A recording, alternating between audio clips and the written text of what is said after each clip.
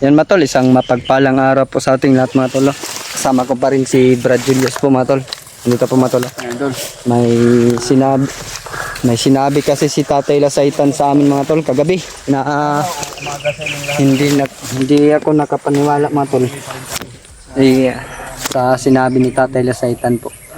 Tungkol kay Mikoy mga tol. Amin alam tol kung saan na kami mga bundok na yun, pero Dito tayo pinadala ni Tatay. Dito tayo. Ito yung kausap na natin kagabi. sabi ni Tatay, Pinuntahan natin. ito po yung location kung saan dinala si Brad Mikoy po mga tol. Kaya sinunod po namin yung utos ni Tatay. Kaya dito kami napadpad.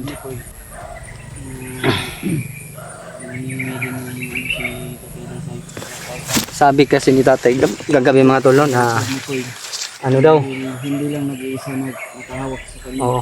hindi lang isa yung Pero hindi dalawang commander mga tol, si Commander Demon at saka yung isang commander na hindi po daw nakikita. talaga. Hindi makikita ba? Grabe yung commander.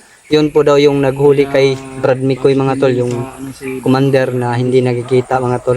Ang nakikita lang po natin sa mga video mga tol is si Commander Demon lang po mga tol. Humihingi din si Tatay Lasaitan sa amin na kapatawaran sa kanya dahil hindi daw siya makalapit. Ayan ang sabi. Humingi siya ng patawad dahil hindi siya makalapit po daw kay Brad Mikoy. Dahil napakalakas po daw yung commander na yung mga tol na Hindi namin daw kahit si Tatay Lasaitan hindi pa niya kilala na commander. Sino yung commander na yun. Sana po matulo na tuloy makapag-update po namin kayo na makitagan namin si Brad Mikoy kung saan banda siya dinala. Dahil sabi ni Tatay Pumatol, ito na po daw ang location na to mga tol na dito dinala si Brad Mikoy. makalapit din si Tatay Lasaitan. Brad, ikaw na lang yung magsalita Brad dahil magsapaw-sapaw at tingog ba no? Sige. Kaya tayo po, napupursige po tayo kung saan natin maano si Mikoy. Kaya sabi si Tatay Lasaitan sa amin na dito nga location o area kung saan dinala si Brad Mikoy. Dito tayo pinapunta ni Tatay. Pinapadpad niya tayo dito. Daming lamok ba? Medyo mabundok na po mga tol. Ayun, no? Mga tol. Doon kami galing mga tol. Sa likod na bundok na yun mga tol. Mga bundok na yan. Parang ang layo po namin ng nilakbay ni Brad Julius. Hindi lang kami nakapag-video mga tol. Dahil parang mahirapan kami mga tol sa paglakad. Pag nag-video pa, yan mga tol, sobrang layo pa yan mga tol. Sa ngayon tol, ay patuloy pa rin kami sa paghanap sa mga kasama namin, lalo na sila George. Sino ba yun? Si Jano? Jano, yung bago. Sana makita natin para Kuan tayo, ano ba? katulungan tayo ba? Marami. Mahirapan sila Commander Demon at saka yung bagong Sa inyo, mga tol. yung pagdarasal. Dasal lang. Kahit isa lang, malaking tulong na yan sa amin. Sa bawat isa namin. Sa ngayon Brad, lahat ng mga supporter natin nagdarasal para kay Mikoy na mailigtas natin. Naligtas natin ba? At nagpapasalamat tayo sa Hindi pa ating natin mga ano pa, solid supporter. hindi pa natin na ano si Junjun at Janjan ba? Junior. Kailangan din natin na makuha yun. Oo. Si Janjan at saka si Brad Mikoy, nagkasama sila. Naiyak ako kagabi Brad, pinanood ko yung video na in-upload. Kaya Grabe, nalulungkot naawa ako kay, Mikoy ba? hindi lang ako ng kang Brad Mikoy na So, lalo na yung lungkot mga Brad. Hindi kang ano pod, ang Janjan ba. Janjan. Naiyak talaga siya, mahal na mahal niya talaga yung si Mikoy niya. kahit ganun ba yung mga bata, napakabait yun, napakmahal nasa sa kanila o sa akin o kasi hindi pa ko yun nakikita yung bata. Di ba Brad, yung sabi ni Tatay kagabi, kailangan tayong mag-ingat dahil baka matulad tayo kay Brad Mikoy. Oo nga. Dahil yung naghuli kay Brad Mikoy mga tol, isang commander po daw na hindi nakikita po mga tol. Siya po daw yung nakahuli kay Brad Mikoy at saka Ano daw? din, Napakabangis. napakabangis at saka si Tatay Lasayta naman po mga tol. Hindi po daw siya makalapit doon kay Brad Mikoy dahil nandun wala po siyang laban po daw. Walang laban. Oh, Hindi pa siya dahil yung agimat dahil daw yung agimat ni Brad Mikoy mga tol. Nandun naman po sa naghawak ng cellphone ni Brad Mikoy. Nagpapasalamat tayo kung sino man yun, buddy. Sana po na matulungan mo rin kami na mailigtas si... Ako Brad, nag-alala din ako sa sinabi ni tatay yun kahapon na may mangyayari daw sa akin. Oo. So, Mag-iingat lang tayo Brad. Baka yung pagdarasal natin, isama natin sa dasal palagi yung peligro namang darating sa'yo. Sana mawala yung peligro na sinasabi ni Tatay Lasaytan tungkol sa iyo, no? Dahil may problema pa tayo si Brad Mikoy. Ayun mga tol. Sana po mga tol na suportahan natin yung channel ni Brad Julius, Kang George, saka yung bago mga tol si Jano Adventure po mga tol, no? Sana po mga tol na mag-subscribe din tayo. At mapanood natin yung mga upload nila at saka ma-share din po mga tol. mapanood natin yung bawat isa sa ating upload ba? At ma-share sa mga kasamahan namin kung saan sila ngayon para naman po matulo may monitor po sila sa mamonitor tayo nila at at sila din po mga tol, mamonitor din namin sila kung saan sila.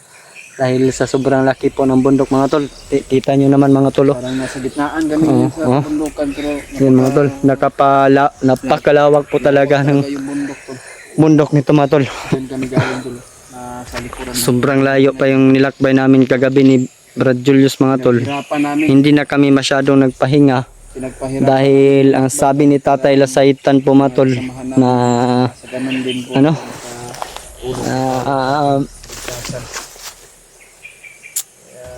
madali namin makita si Brad Mikoy, kaya ayun mga tol, nandito na kami sa location na binigay ni Tatay Lasaytan at nagpapasalamat po talaga tayo kay Tatay Lasaytan kahit na po na humingi siya ng tawad sa inyo mga tol, sa amin, dahil hindi po daw niya kaya na iligtas si Brad Mikoy mga tol. Dapat po ka daw kami na nandoon tumulong. Diyan na po daw siya tutulong pag ano po daw mga tol, andun na kami. Dahil hindi niya kaya mag-isa mga tol, dahil dalawang commander, sobrang malakas po daw yung isang commander mga tol. Yan ang sinabi ni tatay kagabi. Oo, yung sinabi ni tatay. Yung pinakabangis na Yung pinalabas na nila yung pinakabangis na commander, yung may hawak kay Brad Mikoy mga tol. Kasi nakausap namin kagabi si Tatay Lasaytan na may sinabi na tungkol kay Mikoy o tungkol sa mga commander na napakabangis. Baka doon banda mga tol. Pupunta kami ni Brad Julius doon mga tol, pero mag-iingat po talaga kami mga tol. Dahil sobrang critical po dito talagang area daw mga tol. Yun po yung sabi ni Tatay Lasaytan mga tol. Sana na gabayan po ng Panginoong Diyos po Brad Mikoy. Gabayan din natin yung sarili natin, Brad. Isa natin tol ay lagi po tayo nagdarasal para sa kapahamakan natin. Buwis buhay na to tol. Buwis buhay na to. Anong mangyari ay lalaban po pa rin tayo sa ating kabutihan. Oo. Para ano tayo, magabayan po tayo ng Panginoong Diyos. Tara, ngayon ito. Mga tol, sabi ni tatay, doon daw banda mga tol. Ang sabi ng tatay At sana po na nandun talaga sila. Kami magkahiwalay. Napag-amping yun, Brad. Yes, sige. Nag-alala ako sa ano ko ba? Sinabi ni tatay sa'yo. Na mangyayari. Hindi inaasahan. Dapat handa tayo, Brad, kung ano mang mangyari sa ating buhay. Handa tayo, di ba? Kung kaya ang maagapan, dapat nating agapan. Sabi mga tol, sobrang taas po yan mga tol. May mga uwak po. Parang gabay ni ano ba? Mga langgam na naiitim. Sabi ang layo natin na narating, Brad. Gabay ni Alam pa kayo natin. Brad, parang may kampo, Brad. Asa? Yun o. Oo. May kampo gili oh. Kasi diha gidala si Mikoy, Brad. Isa ato ko na ito na. Ay, masino sa kumpiyansa eh. Masino ko na. You know, may bahay dun tulo. Pero hindi tayo kumpiyansa, Brad. Sa kabilang bundok pa, Brad. Ha? Sa kabilang bundok pa yan. Pero ang sabi ni tatay dito, di ba? Dito daw tayo dadaan.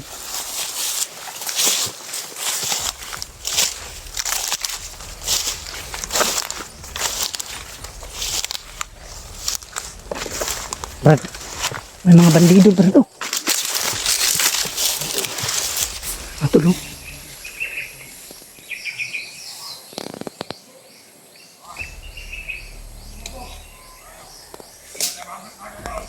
Brad, iya pagpadalos-dalos na, Brad, ah.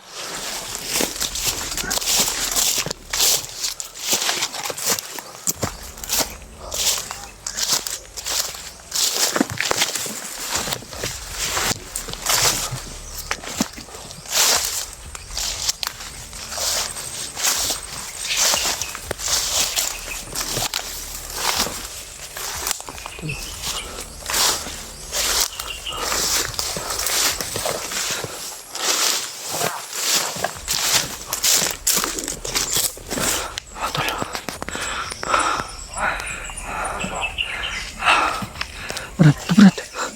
Tuh.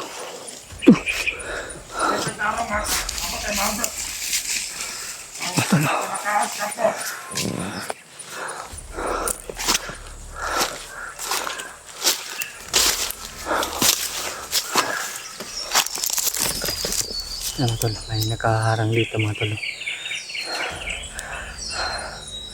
Talagang bantay sarado po talaga yung kung saan yung dala nilang bihag mga tol. Bantay sarado po yung palibot.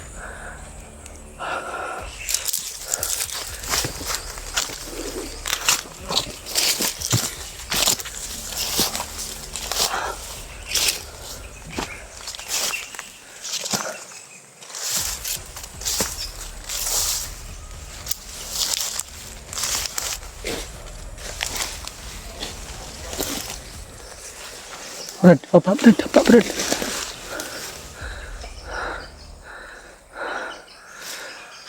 Alam ko mga tol, bay. Bantay dyan mga tol.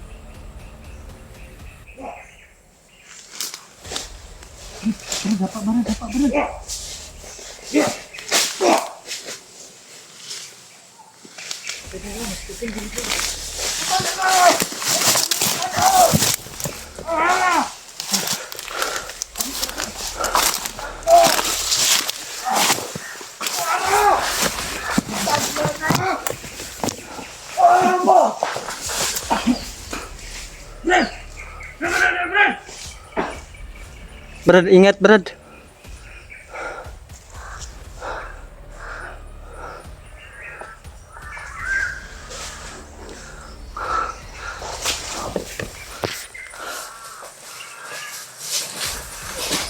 Arah.